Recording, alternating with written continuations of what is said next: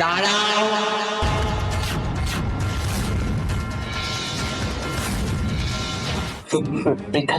তুমি এটা তুমি কি করছো সূর্য? আমাকে ওখানে একা রেখে তুমি এখানে বিয়ের পিড়িতে বসেছো? প্রিটা প্রিটা আই ক্যান এক্সপ্লেইন ইউ, একটু কথাটা শোনো আমার। না, এবার আমি বলবো তুমি শুনবে। তুমি বিয়ে করতে পারো না সূর্য, কারণ তুমি বাবা হতে চলেছো। কি হলো খুনি কাণ্ডটা? বড়ের একটা অবৈধ সন্তান আছে।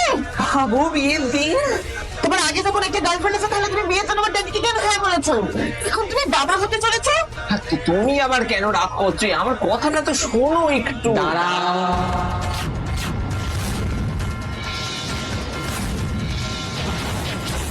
পৃথা, তুমি প্রেগনেন্ট সেটা ঠিক, কিন্তু বাচ্চার বাবা সূর্য নয়, ওই বাচ্চার বাবা আমি।